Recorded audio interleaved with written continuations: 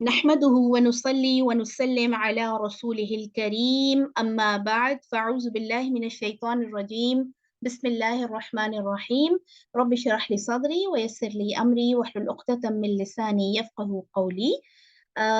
फसल 8 इमाम इब्न क़य्यिम अल जौज़िया की किताब दवाए शाफ़ी या अद्दवा वद्दुआ, ठीक है, या अद्दा वद्दवा, ये सारे इसके नाम मशहूर हैं। उसमें फसल नंबर 8 आज हम शुरू करने जा रहे हैं। अच्छा, एक चीज जहन में रहनी चाहिए कि ये जो टाइटल्स हैं, जैसे ये हमारे सामने आ रहा है हेडिंग तौबा और इस्तिग़फ़ार की हकीकत, ये इब्न क़य्यिम अल जौज़िया की असल में जो अरबी जुबान में जो किताब है, यानी आपकी लिखी हुई अपनी किताब जो है, उसमें इस तरह से टाइटल्स नहीं है। ये जो मुतरजिम है, जिन्होंने तर्जुमा किया है, ट्रांसलेट किया है, उन्होंने मेरे और आपके समझने के लिए ये आसानी कर दी। अल्लाह उनके ऊपर रहम करे और उनसे राजी हो कि जिन्होंने इतनी मेहनत से ये ट्रांसलेशंस किए हैं। तो असल में तो वो सिर्फ फसल लिखते हैं, ठीक है, यानी टॉपिक, हर टॉपिक की एक नई फसल बनाते हैं। और जैसे हमने पहले देखा कि दुआ के हवाले से हम तकरीबन 7 फसलें पढ़ के आए, इस 7 फसूल से, तो सिर्फ सिर्फ दुआ के हवाले से।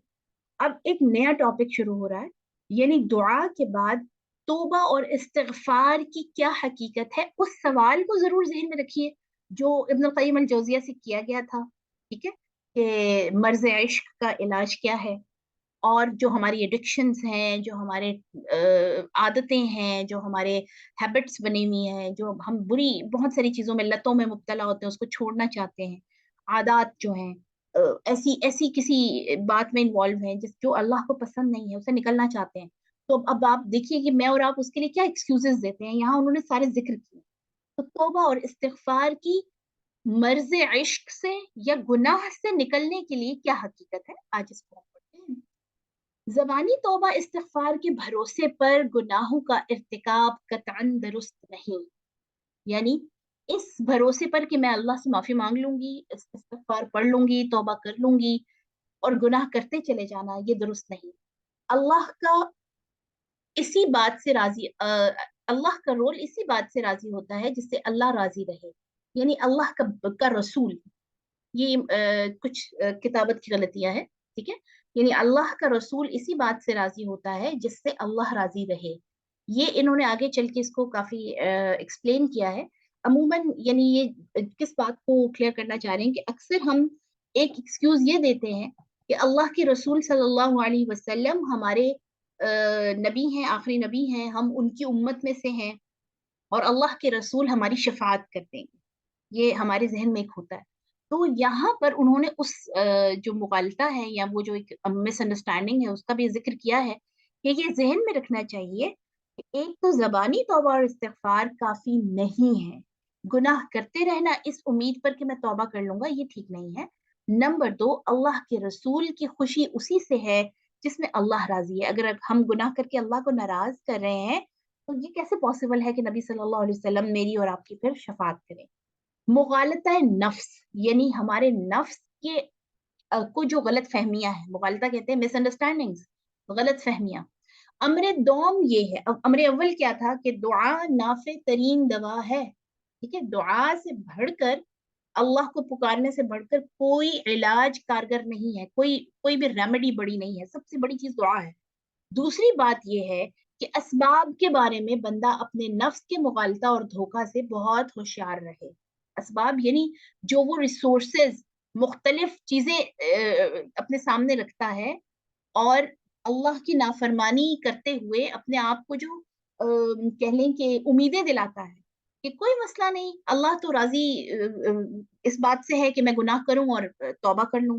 अल्लाह ताला तौबा करने वालों को पसंद करता है। ये अक्सर हम देखिए अल्फाज खुद भी कहते हैं और लोगों से भी सुनते हैं कि अल्लाह ताला गफूर रहीम है।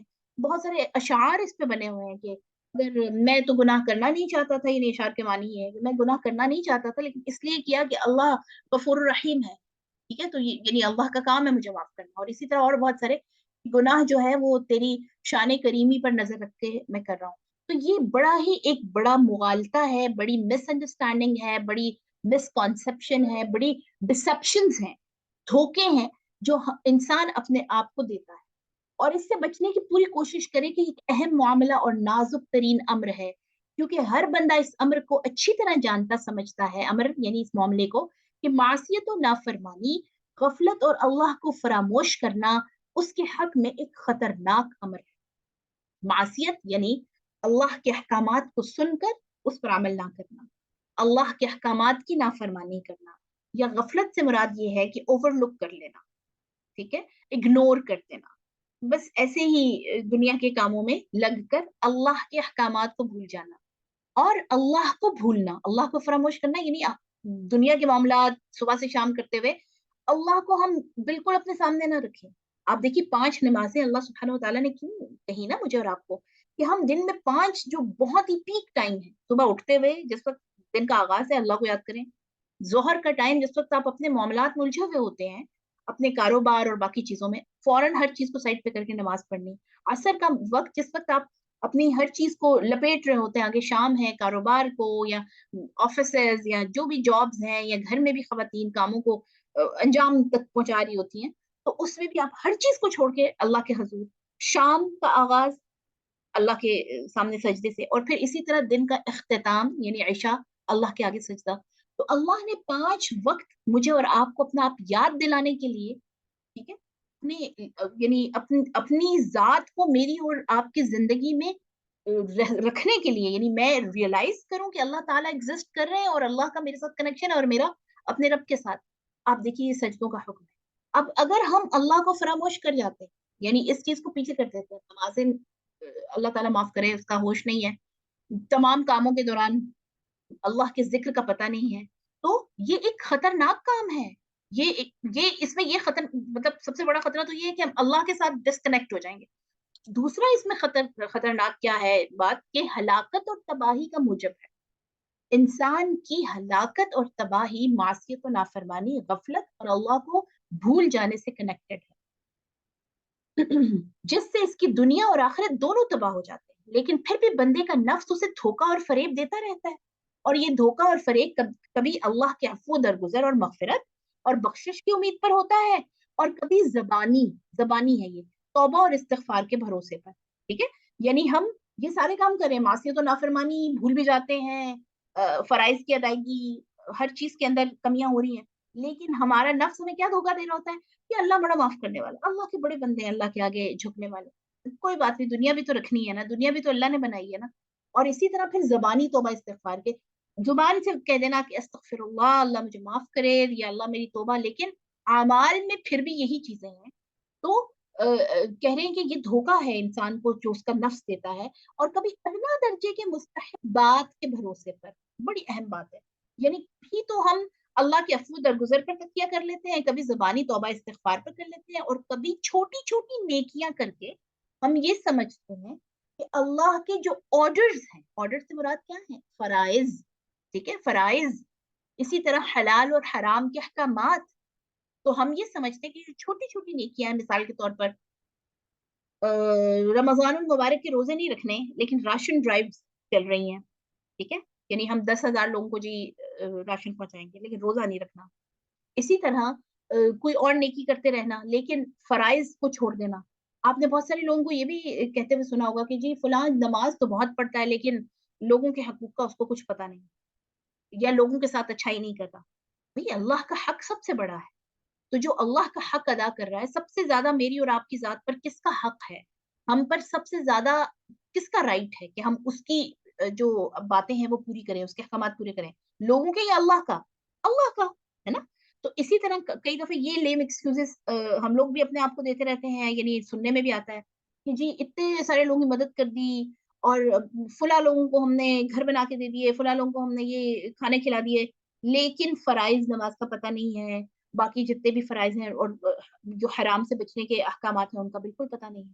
तो ये अदना दर्जे के मुस्तहक़ात, यानी ये जो छोटी छोटी नेकियां हैं, ये अदना दर्जे की, आला क्या है, फराइज, हलाल और हराम को सामने रखना, ठीक है। और इसी तरह कभी इल्म मंजिलत के गुर्रे पर, अल्लाह, यानी इंसान कई दफा अल्लाह ये समझता है कि मेरे पास तो बड़ा इल्म है और मैं बच जाऊंगा उस इल्म की वजह से, या मर्तबा दीनी कोई मिला होता है, आलिम हजरात हैं, इमाम मसाजिद हैं, अल्लाह ताला अपने आप को दین के रास्ते पर और सारे फराइज और सारे जो अवामिर और नवाही हैं उनके मुताबिक जिंदगी गुजारने की तौफीक अता फरमाए, तो कभी इंसान को ये वाला धोखा हो जाता है, ठीक है।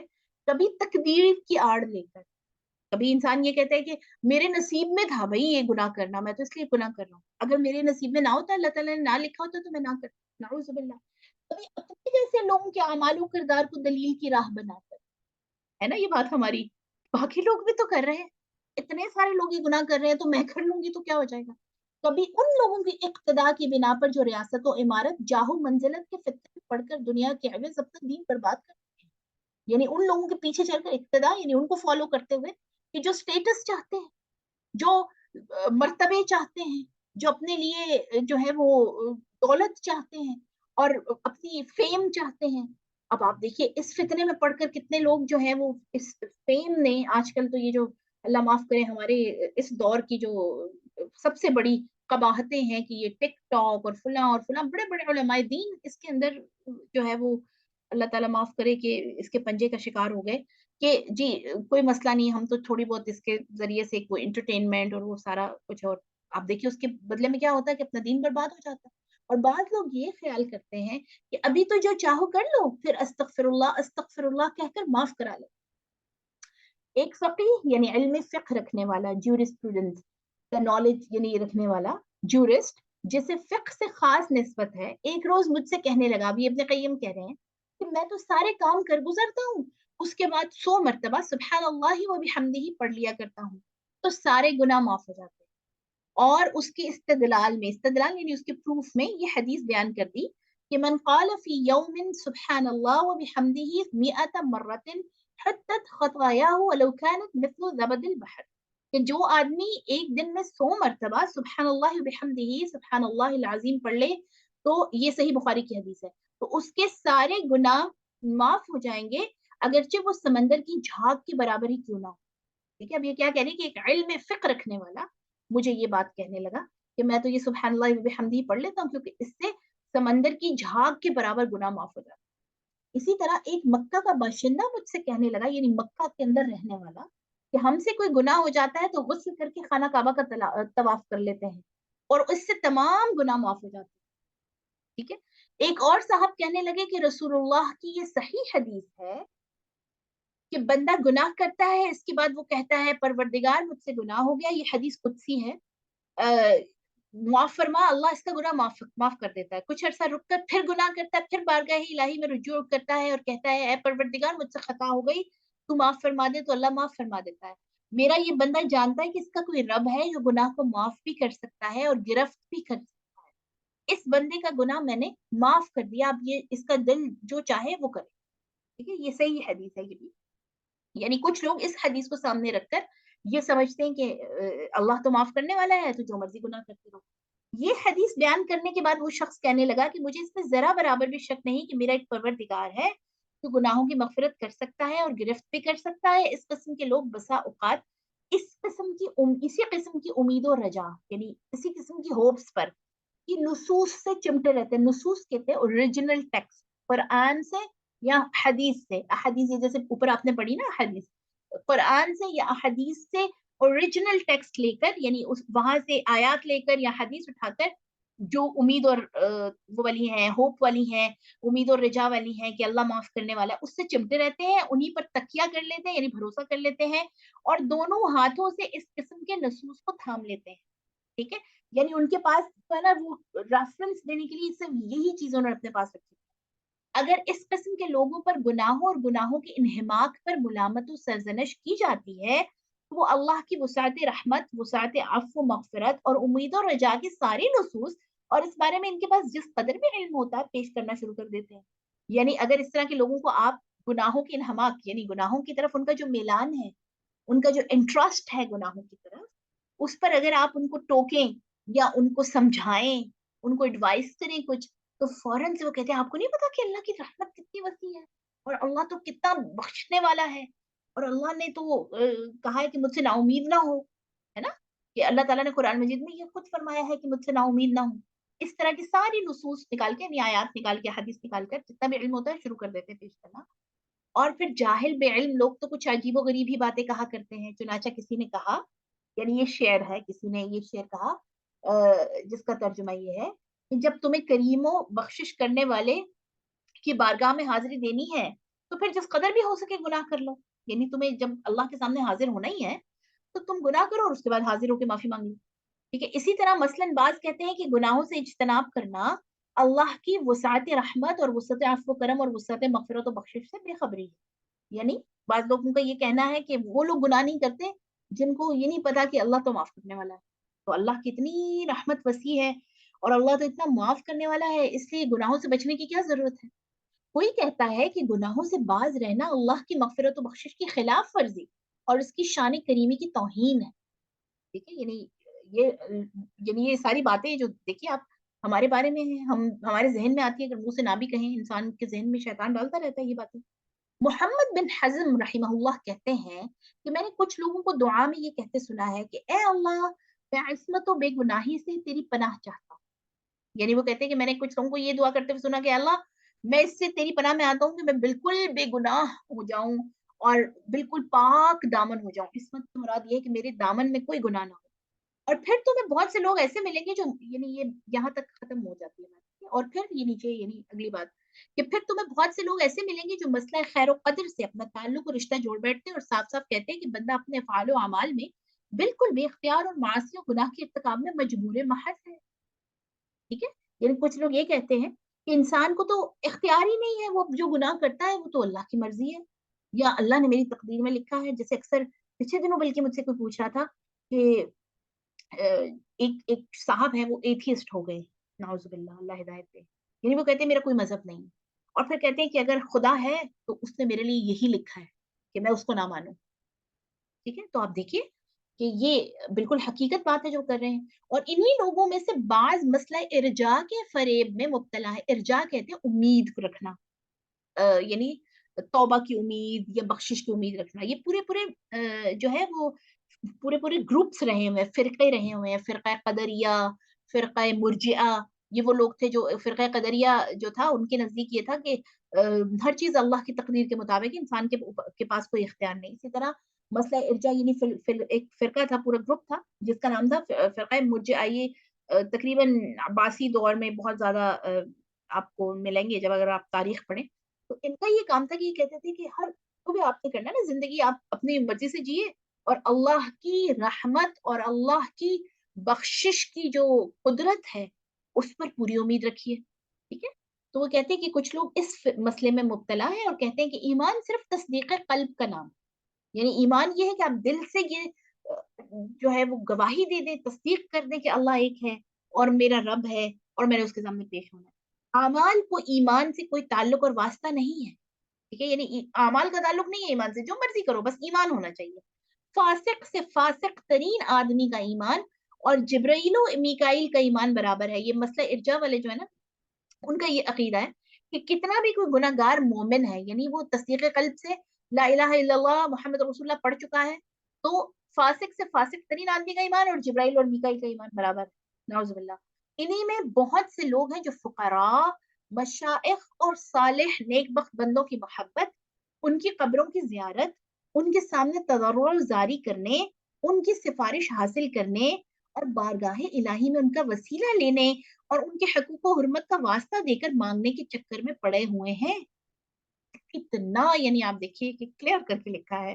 اللہ تعالیٰ راضی ہو ابن قیم الجوزیہ سے. تو کہتے ہیں کہ بہت سارے ایسے لوگ ہیں کہ جو پھر اعمال یعنی نہیں کرنے نا، اعمال کو سائڈ پہ رکھ کر اب جتنے فقیر نیک حضرات اولیاء اللہ ہیں ان کی قبروں کی زیارت، ادھر جا کے رونا دھونا، دھاگے باندھنا، بکرے ذبح کرنا، چادریں چڑھانا اور ان کی سفارش حاصل کرنے اور بارگاہ الہی میں ان کا وسیلہ لینے کے چکر میں. ٹھیک ہے. اور ان کے حقوق اور حرمت کا واسطہ دے کر مانگنے کے چکر میں ہیں. آپ دیکھیے کہ بہت ساری دعائیں ان کا ٹیکسٹ ایسا سامنے آتا ہے کہ یا اللہ بحق فلاں بزرگ جو ہے مجھے معاف فرما دے، یا اللہ بحق کے یعنی صحابہ میں سے کوئی یا صحابیات میں یا آپ صلی اللہ علیہ وسلم کے اہل بیت کے حوالے سے یہ بہت زیادہ چیزیں سامنے آتی ہیں کہ میں چونکہ ان کو محبت کرتی ہوں تو اس کے واسطے سے مجھے معاف فرما دے. اب چاہے میں عمل اپنا درست کروں یا نہ کروں. कुछ लोग अपने आबाओ अजदाद असलाफ, अब ये जो पिछला टेक्स्ट है इससे पता चलता है कि ये जो कब्रों की जियारत और बाकी चीजें हैं ये सिर्फ हमारे दौर के काम नहीं है, इब्न कय्यिम के दौर से भी ये थे। कुछ लोग अपने आबाओ अजदाद असलाफ बुजुर्गों की अजमत और तकदीस के फरेब में मुब्तला है। उनको लगता है कि जी हम तो अ, सादात हैं। ये तो बात बहुत सुनने में आई है कि जी हम हमारे तो जो पूरी नस्ल है, पूरा जो शजरा नसब है उसमें तो इतने बुजुर्ग गुजरे हैं, या मैं फला बुजुर्ग की पोती हूँ या नवासी हूँ, या मैं उस खानदान से हूँ जो बहुत सारे अल्फाज आप अजीब व गरीब सुनते हैं कि जी पाकीज़ा नस्ब से हैं, ठीक है? पाकीज़ा हसब नस्ब है। तो हमारा तो जो है वो वैसे ही इस्तिग़फ़ार और उसके अमाल की तो ज़रूरत नहीं है, हमारी तो वैसे ही बख्शिश हो जाएगी। कि इनके असलाफ बारगाह इलाही में बुलंद बाला मकाम और अजीम शान दर्जा रखते थे। ठीक है, माँ बाप और असलाफ यानी बुजुर्ग ऐसे थे तो हम नजीब तरफैन हैं। ये लफ्ज बहुत सुनने में आता है। ये उन्हें हर मुसीबत और बला से निजात दिला देंगे। ठीक है, हालांकि आप देखिए कि अंबिया अपनी औलादों को नहीं बचा सके। जो लोग तफसीर की क्लास ले रहे हैं हमारे साथ, सूरह हूद में हम कितने सारे अंबिया को पढ़ के आए हैं और किस तरह से हम पढ़ के आए हैं कि नूह अलैहिस्सलाम अपने बेटे के लिए दुआ भी की, लेकिन बेटा चूंकि ईमान नहीं लेकर आया था, अल्लाह की बात नहीं मानी थी, तो तबाह हो गया। इब्राहिम अलैहिस्सलाम ने अपने वालिद के लिए दुआ की तो अल्लाह सुब्हानहू व तआला ने उनको बोला, इब्राहिम आपको नहीं पता कि मुशरिक है, मुशरिक की निजात नहीं होनी, है ना? यानी जो अल्लाह की नहीं मानता, जो मासियत और नाफरमानी में रहा है सारी जिंदगी, आप उसके लिए दुआ कर रहे हैं, तो अंबिया की दुआ भी उनके हक में कबूल नहीं है। तो असलाफ और ये समझना कि हम एक खास नस्ल से हैं या जो है वो फुला खानदान से हैं तो हमारी तो मुसीबत और जो आखिरत की जो मुसीबतें हैं और सजाएं हैं उससे हमें निजात मिल जाएगी। कभी उन्हें अजाब में मुब्तला ना होने देंगे जिस तरह के सलातीन की बारगाह में हुआ करता है। सलातीन और मुलूक अपने ख्वास मुकर्रबीन की औलाद और क़राबतदारों के जराइम गुनाह और लग़्ज़िशें माफ कर दिया करते हैं। यानी जैसे बड़े बड़े बादशाह जो हैं वो क्या करते हैं कि जो उनके बहुत नियरेस्ट एंड डियरेस्ट होते हैं, जो उनके करीबी लोग होते हैं, तो उनकी मैं समझती हूँ कि इसकी बड़ी अच्छी मिसाल पाकिस्तान है, हमारा वतन अजीज। अल्लाह ताला हमारे हालातों पे रहम फरमाए और पाकिस्तान को अच्छे सालेह हुक्मरानों से नवाजे कि जो बड़े बड़े लोग हैं उनकी तो जो मर्जी करते फिरे, बंदा मारते हैं, कोई पता ही नहीं है। तो वो कहते हैं कि जैसे बड़े बड़े बादशाह जो हैं वो किया करते थे कि अपने करीबी लोगों के जराइम गुनाह माफ कर दिया करते थे। खास और मुकर्रबीन के अजीजों और कराबतदारों में से जब कोई खतरनाक जुर्म का मुर्तकिब होता तो इसका बाप या दादा अपनी जाहो मंजिलत और तकर्रुब और मर्तबत के जोर से उसे छुड़ा लेता था।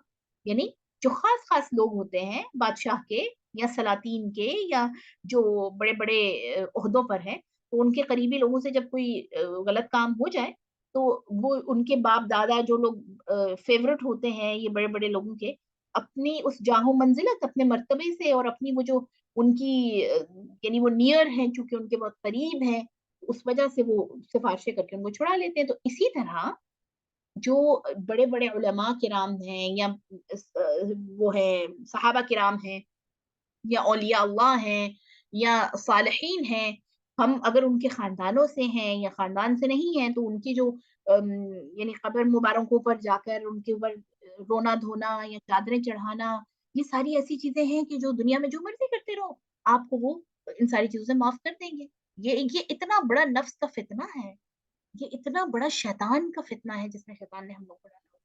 बाज़ फ़रेब खुर्दा इस चक्कर में पड़े हुए हैं कि बंदे के अज़ाब से अल्लाह ताला बिल्कुल मुस्तगना है। अल्लाह ताला को तो परवाह ही नहीं है कि वो बंदों को अज़ाब दे। मुस्तगना से मुराद है बेनियाज़ है।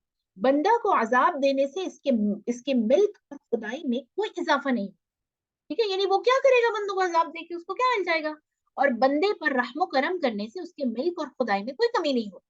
ठीक है? यानी ना अल्लाह ताला को अज़ाब देने से कोई फ़ायदा है, ना देने से कोई फ़ायदा है। अल्लाह ताला तो बेनियाज़ है, उसको तो ज़रूरत ही नहीं है इन सारी चीज़ों की, ये हमारे एक्सक्यूज़ेज़ जो हैं। और फिर कहता है कि उसकी रहमत का मैं मोहताज हूँ और वो बहुत बड़ा गनी है। अगर कोई फ़कीर और मिस्कीन, मजबूर और मोहताज किसी ऐसे आदमी के दर पर पहुँचता है, जिसके दर पर पानी की नहर बह रही हो और अपनी प्यास बुझाना चाहता है, तो हरगिज़ उसे मना नहीं करेंगे। यानी कोई एक बड़ा ही प्यासा है और वो एक ऐसे बंदे के पास गया है जिसके घर से वो नहर निकल रही है, तो वो तो ज़ाहिर है उसको मना नहीं करेगा, बोलेगा ले लो पानी पी लो जितना भी पीना है। तो अल्लाह तो सबसे बड़ा करीम और सबसे ज़्यादा वसी रहमत वाला है, मग़फ़िरत और बख़्शिश से उसके मिल्क और खुदाई में कोई कमी वाक़ई नहीं होती और अज़ाब देने से उसके मिल्क में कोई इज़ाफ़ा नहीं होता, फिर वो अपने बंदों की मग़फ़िरत क्यों नहीं करेगा?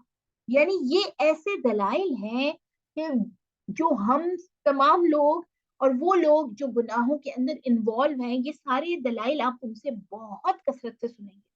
بعض ناقص العقل فاسد الفہم تو اپنی غلط فہمی کی بنا پر قرآن و سنت کے بعض نصوص پر تکیہ لگائے بیٹھے ہیں، ٹھیک ہے، یعنی کم عقل لوگ قرآن اور سنت سے نکال کے آیات اور ان کے اوپر پھر پوری اس کو پیش کرتے ثبوت کے ساتھ۔ مثلاً کچھ لوگ اس آیت پر تکیہ کر کے ارتکاب جرائم پر جری و نڈر ہو بیٹھے ہیں، یعنی اس آیت پر بھروسہ کر کے گناہ کرنے پر بڑے ہی یعنی بریو ہیں اور ڈیرنگ، جیسے آج کل ورڈ جو یوز ہوتا ہے نا، بڑا ڈیرنگ ہے بھائی، اس کو تو بڑی جرت ہے کہ یہ جو آیت ہے وَلَسَوْفَ يُعْتِيكَ رَبُّكَ فَتَرْضَىٰ سورۃ الضحیٰ کی، اور اے پیغمبر صلی اللہ علیہ وسلم تمہارا پروردگار بہت جلد تم کو اتنا دے گا کہ تم خوش ہو جاؤ گے۔ یہ آیت پیش کرنے کے بعد کہتے ہیں، یعنی جو لوگ اس آیت کو دلیل کے طور پہ پیش کرتے ہیں، کہ رسول اللہ صلی اللہ علیہ وسلم کبھی اس بات پر راضی نہیں ہوں گے کہ آپ کی امت میں سے ایک آدمی بھی جہنم میں جائے۔ ان لوگوں کا یہ کہنا اور ایسا سمجھنا بدترین قسم کی جہالت اور ایک رسوا کن کذب و بہتان ہے۔ اللہ اکبر، یعنی جو کہتے ہیں کہ نبی صلی اللہ علیہ وسلم کو اللہ تعالیٰ اتنا دے گا کہ وہ خوش ہو جائیں گے، تو نبی صلی اللہ علیہ وسلم کی تو خوشی اس میں ہوگی کہ ہم سب بخشے جائیں، تو بے شک جو مرضی کرو۔ یہی آپ دیکھیے کہ پہلی قوموں کا حال تھا۔ عیسیٰ علیہ السلام کو نعوذ باللہ، جو کرسچنز کا عقیدہ ہے کہ عیسیٰ کو خدا کا بیٹا نعوذ باللہ مان لو تو تمہارا سارے ختم ہو جائیں گے، جو بھی گناہوں کے تمہارے اوپر عذاب آنے، ہے نا۔ وہ جو اوریجنل سن کا کانسیپٹ ہے ان کے ہاں، کہ آدم علیہ السلام نے جو گناہ کیا تھا، میرا اور آپ کا تو ماننا یہ ہے اسلام کے جو فالوورز ہیں کہ اللہ تعالیٰ نے حضرت آدم کو معاف کر دیا تھا۔ عیسائی یہ کہتے ہیں کہ معاف کر دیا ہوتا تو زمین پر کیوں ہے ہم، تو واپس جنت میں چلے جاتے نا بھائی جان، وہاں پر ہوتے ہم، دنیا میں کیوں ہے؟ تو دنیا میں ہونا ہمارا اس بات کا ثبوت ہے کہ اللہ نے ہمیں معاف نہیں کیا تھا، لیکن چونکہ اللہ کو اپنے بندوں سے پیار ہے تو اس نے دیکھا کہ بندے تو بڑا سفر کر رہے ہیں، ٹھیک ہے، اس گناہ کی وجہ سے جو ان کے والد نے یعنی آدم علیہ السلام اور حوا علیہ السلام نے کیا تھا، تو اس گناہ کے بوجھ کو ختم کرنے کے لیے اللہ سبحانہ وتعالیٰ نے اپنا نعوذ باللہ دنیا میں بیٹا بھیج دیا، عیسیٰ علیہ السلام، کیونکہ والد جو نہیں ہے ان کے کوئی، تو ان کے والد وہ کہتے ہیں کہ یہ تو اللہ کی اولاد ہے نعوذ باللہ۔ اور اس یعنی بیٹے نے حضرت عیسیٰ علیہ السلام نے اپنا سر کٹوا کر سولی پہ چڑھ کر، میرا اور آپ کا عقیدہ کیا ہے کہ اللہ تعالیٰ نے عیسیٰ علیہ السلام کو زندہ آسمان پہ اٹھا لیا تھا اور وہ واپس آئیں گے نبی صلی اللہ علیہ وسلم کے امتی بن کر، نبی بن کر واپس نہیں آئیں گے اب۔ لیکن جو عیسائی ہیں ان کا یہ عقیدہ ہے کہ انہوں نے اپنا سر کٹوا کر، عیسیٰ علیہ السلام نے، جیزس کرائسٹ نے اپنے آپ کو کروسیفیکیشن کے بعد، یعنی کروسیفائڈ ہوئے، وہ ان کا سر جو صلیب پہ چڑھایا گیا، اس کی وجہ سے ہم ساری انسان، وہ جو خون تھا اس کی وجہ سے میرا اور آپ کا یعنی تمام وہ لوگ جو عیسیٰ علیہ السلام کے اوپر یہ والا عقیدہ رکھتے ہیں کہ وہ نعوذ باللہ معاذ اللہ اللہ کی اولاد ہیں، اللہ کے بیٹے ہیں، اور ان کے اوپر یہ رکھنے سے، عقیدہ رکھنے سے، ان پہ ایمان رکھنے سے تمام گناہوں سے آپ کی جان چھوٹ جائے گی، یعنی گناہ تو آپ کریں اس کے افیکٹ سے آپ کو اس کی سزا نہیں ملے گی، اور وہ جو اوریجنل سین ہے اس کے بوجھ سے بھی آپ آزاد ہو جائیں گے، نعوذ باللہ۔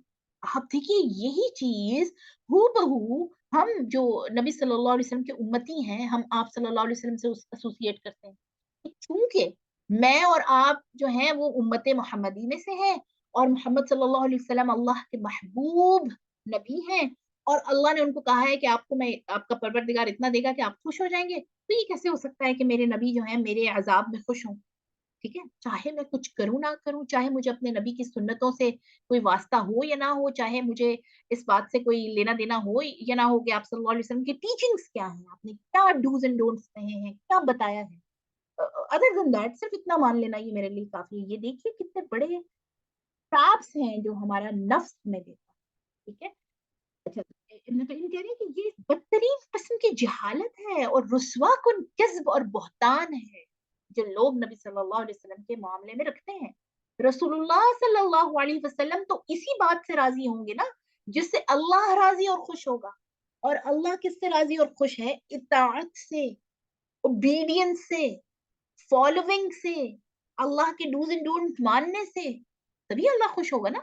اور جب اللہ کی رضامندی اسی میں ہے کہ وہ ظالموں، خائنوں، بد کرداروں، کبیرہ گناہوں پر اصرار کرنے والوں کو عذاب میں مبتلا کرے، تو پھر حاشا للہ، یعنی حاشا للہ کا مطلب کیا؟ اللہ کی بنائی کس طرح ہو سکتا ہے کہ اس کا رسول اس بات سے راضی اور خوش ہو جس سے رب خوش نہیں ہے؟ ٹھیک ہے، یعنی اللہ نے جیسے کہا کہ جو ظالم ہیں، خیانت کرنے والے ہیں، جو کریکٹر لیس ہیں، جو اللہ نے منع کیے ہیں بڑے بڑے جو کبیرہ گناہ ہیں، ٹھیک ہے، کیا کیا ہے کبیرہ گناہوں میں؟ شرک، اللہ کے ساتھ شرک، قتل، زنا، ٹھیک ہے، جھوٹ بولنا، کبیرہ کبیرہ گناہوں میں آتا ہے یہ بھی. اسی طرح نماز جو فرائض ہیں، ٹھیک ہے، نماز جن میں سے ایک ہے، فرائض سے اپنے آپ کو دور رکھنا، یہ سارے کبیرہ گناہ ہیں.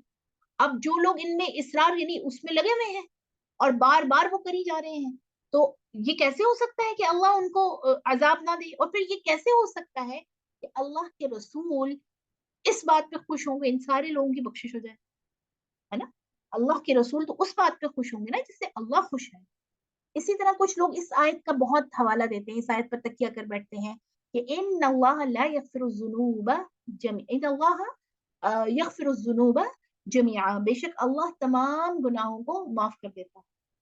لیکن یہ بھی ایک بدترین قسم کی جہالت ہے، کیونکہ اس آیت کے اندر شرک بھی داخل ہے، جمیعہ کے اندر شرک بھی آ جاتا ہے، جو تمام گناہوں کا سر چشمہ اور اصلی جڑ ہے. اور بلا خلاف یہ مسلم امر ہے، یعنی مانا ہوا، مسلم یونیورسل، جو اگریڈ اپون. یہ آیت توبہ کرنے والوں کے حق میں وارد ہوئی ہے کہ وہ لوگ جو سچی توبہ کرتے ہیں اللہ ان کے گناہ معاف کر دیں گے. ٹھیک ہے، آگے چل کر ابن قیم بھی اس کو ایکسپلین کریں گے کہ توبہ سے کیا مراد ہے. زبانی توبہ نہیں، اس کے کچھ توبہ کے پیرامیٹرز ہیں، کچھ اس کی یعنی کنڈیشنز ہیں، شرائط ہیں، اس کے بغیر توبہ قبول نہیں ہوتی. اللہ تعالیٰ توبہ کرنے والوں کے تمام گناہ معاف کر دے گا. ٹھیک ہے، یہ آیت ان کے لیے نازل ہوئی تھی کہ جو عام لوگوں نے یہ کوٹ کرنا شروع کر دیا کہ اللہ تو سارے گناہ معاف کر دے گا. اگر یہ آیت توبہ نہ کرنے والوں کے حق میں وارد ہوتی تو پھر وعید و عذاب کے ساری نصوص اور اہل توحید کو شفاعت کے ذریعے جہنم سے نجات ملنے کی تمام احادیث و روایات باطل اور بیکار ہو جاتی ہیں.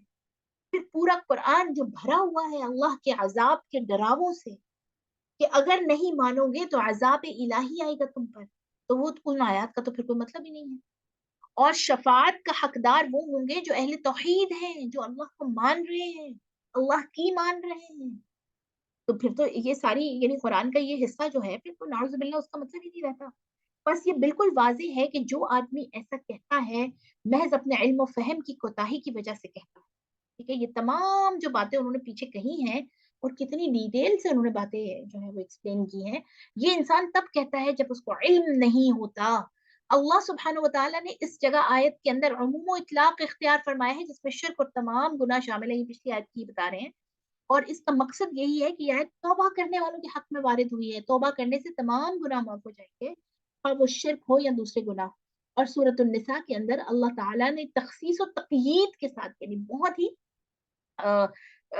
خاص کر کے اور بڑا اس کو لمٹ کر کے اس کو بہت ہی یعنی کلیئر کر کے بتا دیا ہے، ان اللہ لا یغفر ان یشرک بہ، اللہ اس بات کو کبھی معاف نہیں کرے گا کہ اس کے ساتھ شرک کیا جائے. وَيَغْفِرُ مَا دُونَ ذَلِكَ لِمَن يَشَاءُ، ہاں شرک کے علاوہ جو گناہ ہیں وہ اللہ معاف کرنا دے. ٹھیک ہے، اس آیت میں اللہ نے یہ خبر دی ہے کہ شرک کو معاف نہیں کرے گا، نیز یہ بھی خبر دی ہے کہ شرک کے علاوہ دوسرے گناہ چاہے گا تو بخش دے گا. اگر یہ آیت توبہ کرنے والوں کے حق میں وارد ہوئی ہوتی تو اللہ تعالیٰ شرک اور دوسرے گناہوں میں فرق نہ فرما. یعنی جو شرک کر رہے ہیں، جو اللہ کی بات مان نہیں رہے، اللہ کے احکامات پر عمل نہیں کر رہے، ان کی معافی نہیں ہے. باقی گناہ جن کے بارے میں آیا نا کہ باقی گناہ اللہ معاف فرما دے گا، یہ صغیرہ گناہ ہے جو چھوٹی چھوٹی چھوٹی چھوٹی خطائیں میں اور آپ صبح شام کرتے رہتے ہیں، یہ ان کے بارے میں. جو کبیرہ گناہ ہیں، جو حرام فرما دی اللہ پاک نے کرنا، وہ اس کیٹیگری میں نہیں آتا. اور مثلاً بعض فریب خوردہ جاہل اس آیت سے دھوکہ کر رہے ہیں، یعنی بعض لوگ جو ہیں وہ اس آیت کو بہت کوٹ کرتے ہیں. سورۃ الانفطار کی آیت ہے، یا ایھا الانسان ما غرک بربک الکریم، اے آدم ذات تجھے کس چیز نے اپنے رب کریم سے بہکایا. ٹھیک ہے، یعنی تمہارا رب تو بڑا ہی کریم ہے، کرم کرنے والا ہے، تو تم اس کے کرم پہ نظر رکھو اور جو مرضی کرتے رہو.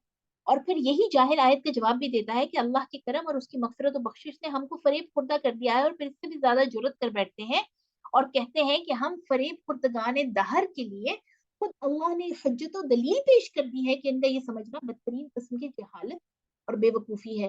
یعنی وہ کہتے ہیں کہ یعنی جو اللہ کے کرم نے ہمیں اس چیز کے اندر انوالو کر دیا کہ ہم گناہ کرتے جائیں. یعنی لوگوں کا یہ اس کے اوپر بہت ساری آپ کو تفاسیر، نعوذ باللہ، باقاعدہ تفاسیر لکھی ہوئی اس آیت کی اس طرح سے ہیں کہ جو ہے ہمیں ہمارے رب کریم نے یعنی اپنے کرم اور اپنے عفو درگزر اور اپنی بخشش اور رحمت کا بتا بتا کر ہمیں بہکا دیا ہے. یعنی ہم گناہوں کی طرف ہمارا انہماک ہو گیا، یا اس طرف ہم زیادہ مائل ہو گئے، انکلینیشن ٹورڈ سن.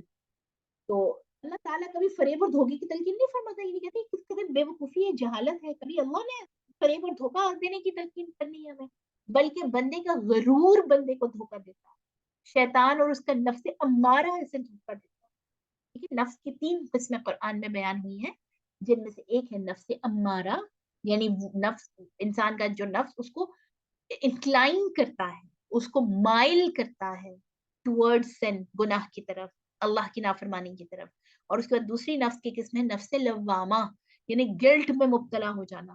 یہ بھی نفس کی قسم ہے، کیونکہ اللہ نے روح کو پاک بنایا ہے. تو گناہ کرنے کے بعد پھر ہمارے اندر جو گلٹ فیلنگ ہوتی ہے، جو جتنا اللہ کے دین کے ساتھ اٹیچ ہے، یہ گلٹ فیلنگز اتنی ہی اسٹرانگ ہوں گی. جب آپ سمجھتے ہیں کہ گناہ کرنے کے بعد آپ کو گلٹ کم سے کم ہو رہا ہے. اکثر بہنیں یہ سوال کرتی ہیں کہ پہلے ایسے ہوتا تھا کہ نماز چھوڑتے تھے تو بہت دل کے اندر جو ہے نا وہ شروع ہو جاتی تھی کشمکش، کچھ اچھا نہیں لگتا تھا. لیکن آہستہ آہستہ کچھ فیل ہی نہیں ہوتا، نماز نہ بھی پڑھیں پڑھ لیں. تو اب آپ دیکھیے کہ نفس لوامہ پھر اس کا مطلب ہے کمزور ہو گیا اس کی وہ والی طاقت. اور یہ کیوں کمزور ہوا؟ کہ چارج نہیں ہو رہا نا، چارجنگ نہیں ہے. جیسے موبائلز کو دیکھیں کتنے دھیان سے ہم چارج کرتے ہیں، کسی ایمرجنسی میں بھی نکلیں چارجر لے کے جانا نہیں بھولتے، کیونکہ ہمیں پتا ہے موبائل نہیں چلنا جب تک چارج نہیں ہونا. تو اسی طرح میرے اور آپ کے لیے کیا چیز چارجنگ کا کام دیتی؟ کون سی چیزیں جو ہمیں چارج کرتی ہیں ہماری بیٹری کو؟ اللہ کا دین، قرآن، حدیث، اور یہ جو دینی علوم ہے. جب یہ چارجنگ نہیں ہے، بیٹری خالی پڑی ہوئی ہے، تو ظاہر ہے وہ کام نہیں کرے گا، نفس لوامہ کام نہیں کرے گا. اور تیسری نفس کی قسم جو ہے، میں ان کا ساتھ ہی آپ کو بتاتی چلوں، نفس مطمئنہ. ان تینوں کا قرآن مجید میں بیان ہے. نفس مطمئنہ وہ ہے کہ جو نفس لوامہ کی یعنی گلٹ فیلنگ کو سن کر جو اس کے دل کے اندر گلٹ آ رہے ہوتے ہیں، اس کے دل کے اندر جو بہت یعنی دکھ آ رہا ہوتا ہے، میں نے کیوں کر دیا یہ گناہ، مجھے نہیں کرنا چاہیے تھا، میرے سے یہ کیوں ہو گیا، وہ جو پچھتاوے آ رہے ہوتے ہیں، وہ اس آواز کو سن کر، اپنی ضمیر کی آواز جسے ہم کہتے ہیں، وہ توبہ کر لے اور اس گناہ سے دور ہو جائے، تو وہ نفس مطمئنہ ہے. یعنی وہ سیٹسفائیڈ سول ہے کہ جس نے پھر اللہ کی سنی، شیطان کی نہیں سنی.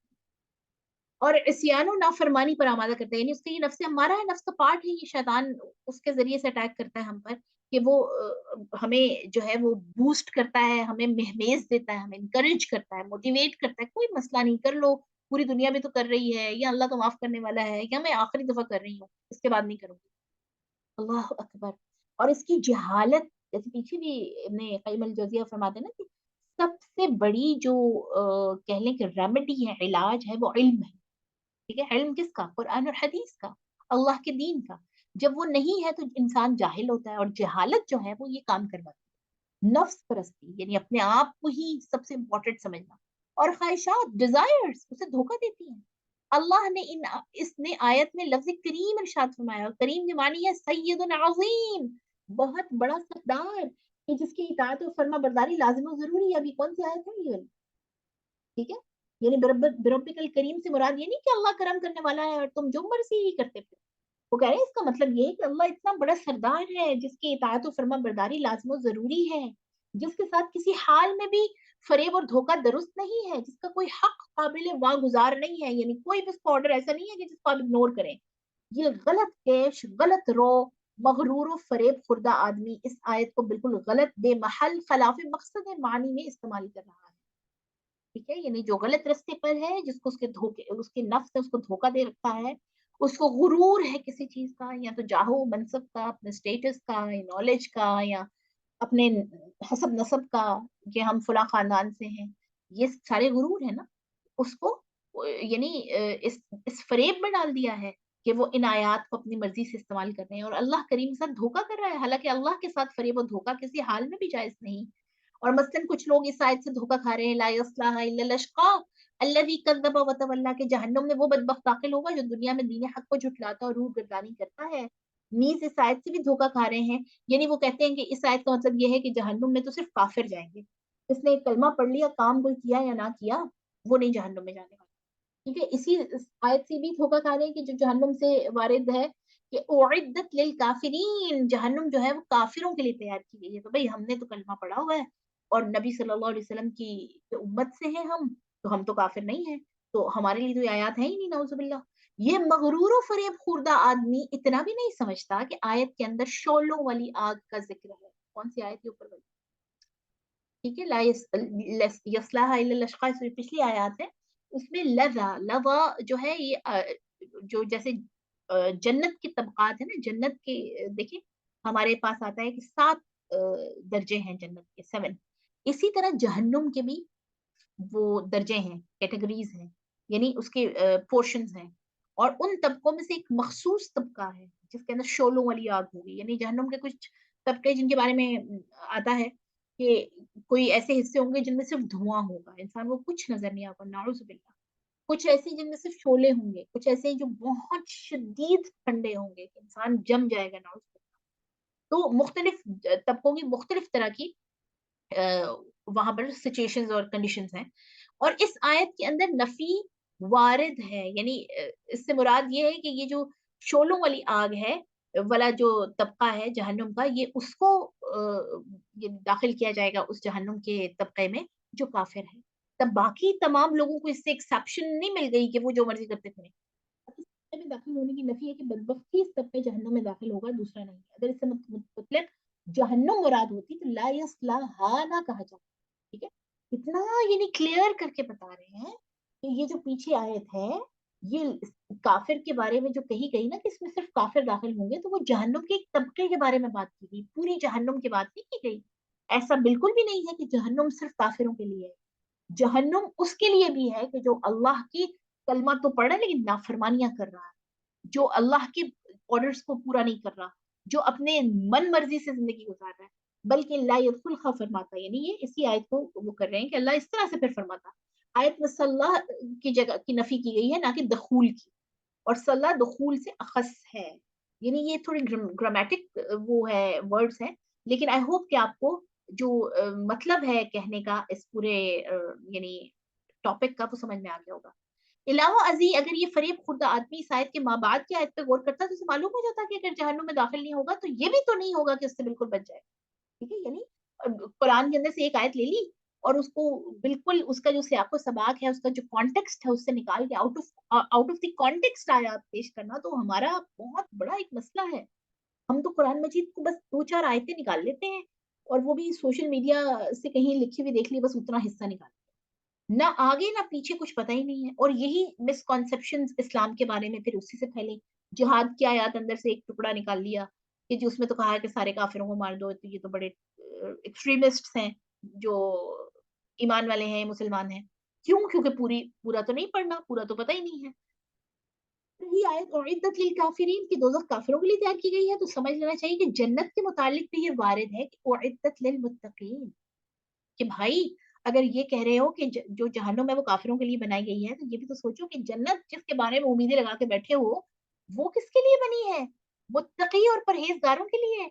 बस काफिर के लिए जहन्नुम तैयार करना इसके मनाफी नहीं है कि इसमें फासिक और फाजिर, जालिम और बदकार लोग भी दाखिल किए जाएं। यानी ऐसा नहीं है कि सिर्फ काफिर ही उसमें होंगे, बल्कि हर फासिक यानी जो गुनाहों पर अड़ा रहता है, इसी तरह जो जालिम और बदकार लोग हैं वो भी उसी जहन्नुम में जाएंगे, क्योंकि वो जन्नत में तो जा नहीं सकते। जिस तरह की जन्नत मुत्तकी परहेजगारों के लिए बनाई गई, लेकिन ये इसके मुनाफी नहीं है कि इसमें ऐसे लोग भी दाखिल होंगे कि जिनके दिलों में जरा बराबर भी ईमान होगा और उन्होंने कतान कोई अमल नेक अमल नहीं किया होगा।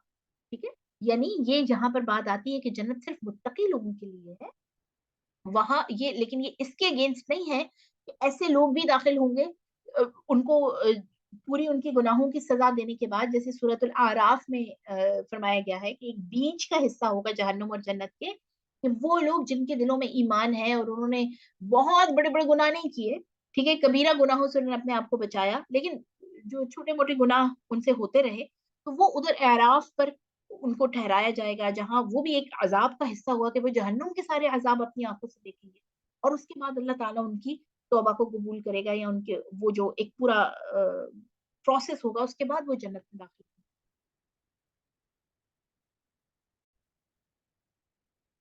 जी, ये यकीनन हम सबको अपने हालात से और अपने क़ल्ब से बड़ा रेलेवेंट लगा लगा होगा आज का जो लेसन है, क्योंकि हमारा नफ्स भी हमें यही बहकावे देता है और हम इसी तरह की जो गलतफ़हमियाँ हैं उसमें आकर गुनाहों पर गुनाह किए जाते हैं।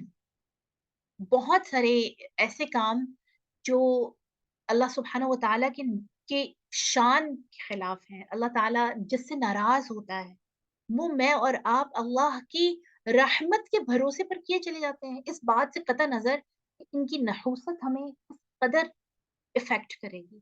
आगे चलकर अगले जो चैप्टर्स हैं उनमें हम पढ़ेंगे कि इब्न क़य्यिम अल-जौज़िय्या ये आगे चल के इस चीज़ को एक्सप्लेन करेंगे कि ये जितने जो हम अपने आप को धोखे देते हैं, परसेप्शंस देते हैं, अपने आप को हम एक ख़ास तरह के ट्रांस में रखते हैं, अपने आप को हम इंटॉक्सिकेशन वाली वो सिचुएशन में रखते हैं कि अच्छा चलो देखी जाएगी, देखी जाएगी। ये सारी जो गुनाह हैं, इनका ज़िंदगी पर फिर असर क्या होता है? और कहाँ-कहाँ ये हमें ज़िंदगी के किस-किस पहलू पे जाकर इफ़ेक्ट करते हैं और फिर मैं और आप कहते हैं कि हमारी दुआएँ कबूल नहीं होती, हमारे हाल पता नहीं क्यों ऐसे हैं, हम तो बड़ी इबादतें भी कर रहे हैं, हम तो बड़े नेक हैं, लेकिन हमारे जो अल्लाह से हमारी हाजात हैं, वो पूरी नहीं हो रही। तो इस आगे वाला जो हिस्सा है इस फ़सल का, वो बड़े अच्छे से इंशाअल्लाह इसको क्लियर करेगा इंशाअल्लाह। जो अगला हिस्सा है वो कल हम देखेंगे। अल्लाह ताला जो हमने पढ़ा है इसमें अमल करने की तौफ़ीक़ अता फ़रमाए, इस तरह के नफ्स के धोखों से अल्लाह हमें बचाए और ये कुरान और हदीस के साथ मुसलसल कंटीन्यूअस ताल्लुक के बगैर मुमकिन नहीं है। जब तक हमारा ये इस्लाही ताल्लुक नहीं रहेगा, इस्लाही से मुराद यानी कुरान और हदीस जब तक हमारी रहनुमाई नहीं कर रहे और हम उनसे रहनुमाई नहीं ले रहे, अपने आप को उसके साथ कनेक्ट नहीं किया है, जैसे मैंने कहा कि चार्जर्स हैं हमारे, ये हमें चार्ज करते हैं। तो अगर मैं और आप अपने आप को चार्ज नहीं करवा रहे इन चीज़ों से, तो फिर इसी तरह के धोखों में पड़े रहेंगे। अल्लाह ताला हमें अच्छे हालों में रखे।